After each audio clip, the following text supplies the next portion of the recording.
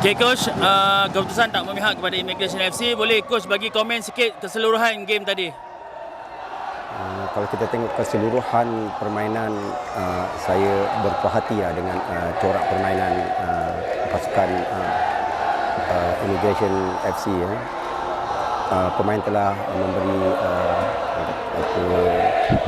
100% kan, dan kita tengok pun gol apa ni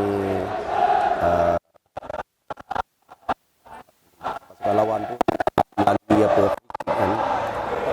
Jadi kita pun ada banyak mencipta peluang, dan kalau kita tengok penjaga gol pihak lawan dapat menyelamatkan beberapa percubaan. Okay Coach, boleh nampak tadi kemasukan Alif Romli dalam second half memang banyak merubah game jadi lebih laju dan menyerang lebih banyak. Mungkin Coach ada sebab tersendiri tak masukkan dia lebih awal? Ya, kita ada perancangan kita kan, kita ada game plan kita kan. Tapi kalau kita tengok, kita dah lepas satu gol dalam separuh masa pertama itu, nampak sedikit aku kata pasukan sedikit aku tak organize kan. Jadi dengan masukkan Alif Ramli, ada movement yang dibuatlah dari sebelah tepi kan. Kalau ikut kita imbas balik dari awal season, Immigration bermula agak perlahan, tapi setelah diambil alih oleh coach dengan gabungan player jabatan dengan player berpengalaman, rasanya banyak juga perkara positif yang boleh diambil. Yeah. Coach, secara keseluruhannya apa yang coach boleh katakan pada prestasi keseluruhan tim Immigration FC untuk season ni?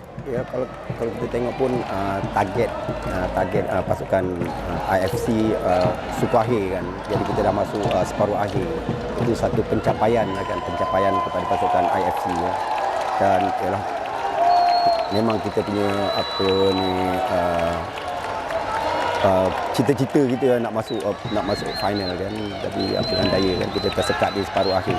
Tapi secara keseluruhannya memang kita boleh diberi pujian kepada pasukan IFC, ada peningkatan kan, sehingga kita dapat layak ke separuh akhir.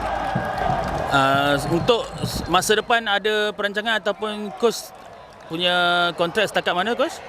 Itu tak tahu, itu ialah kalau apa pun ialah saya berharaplah sama ada saya ada ke tak ada ke, tapi saya berharap pasukan IFC dapat membuat persiapan yang lebih rapi lagi kan, dengan memasukkan pemain-pemain yang lebih, orang kata, yang lebih berkaliber lagi kan.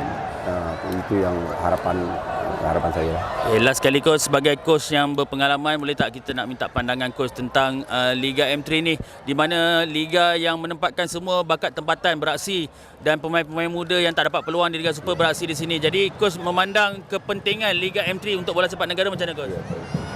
Ni kalau boleh lah kan, had umur pun sepatutnya kan di M3 ni ada had umur lah kan, sama dia kata 23 tahun ke bawah ke 30 tahun ke bawah ke semua.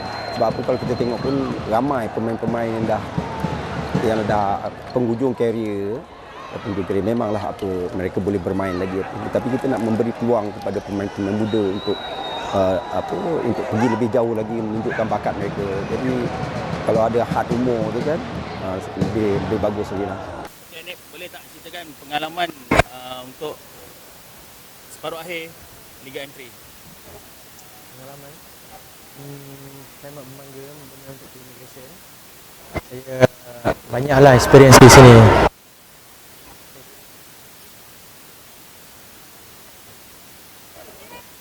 Main dengan baik dengan tengok Immigration dia gabungan pemain-pemain pengalaman yang senior. Jadi untuk bekerjasama dengan diorang tu, Anik rasa kesukaran ke mudah? Saya rasa mudah sebab diorang berpengalaman lah. Saya senang untuk matchupkan game saya apa semua dengan experience player. Atas padang mereka banyak membantu? Yes. Okey, untuk dari separuh akhir pertama, separuh akhir yang kedua, Anip kira membuka mata lah.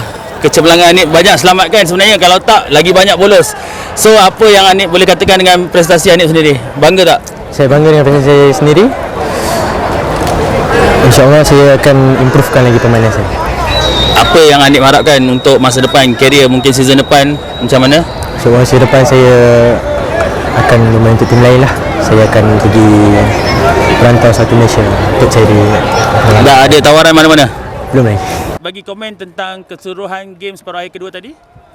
Sebelum tadi kita kena akui lah tim tu PIB kan, dengan tenaga muda dia bermain yang 100% dia bagi. Mungkin kita IFC kurang effort lah pada saya. Itu saja saya. Ada ketika dalam perlawanan kita nampak macam Firdaus di depan agak kurang support, kurang dapat hantaran daripada midfield. Adakah Firdaus rasa itu punca? Kami dah kalah. Jadi itu biar coach yang ni kan. Pada saya dah tak ada masa nak tuding jari kat apa-apa. Kita kena akui, kita kena terima lah. Yang kita kalah tu je lah. Pada saya tu ya. Tapi walaupun kalah dengan kecemerlangan, Firdaus menjaringkan gol, penjaring terbanyak liga. Jadi ada tak kat situ benda positif yang Firdaus boleh ambil? Rasa bangga tak dengan pencapaian tersebut? Pada saya kalau masuk final lebih membangga daripada kejar benda yang individu kan, sebab kita main bola kan as a team. Kalau gembira tu semua dapat, rasa lagi best lah kan. Tapi sampai sini je rezeki kita orang. So kita pandang yang ke depan lah. InsyaAllah kalau ada lagi. Actually peluang untuk beraksi di bawah bimbingan coach legend Mak Zam Aris pun banyak juga membantu kan, sebab kalau ikut starting Immigration agak slow dan kemudian catch up slow-slow, dapat kalahkan hari ini FT pasukan favourite. Secara keseluruhannya pencapaian Immigration pada Firdaus season ni?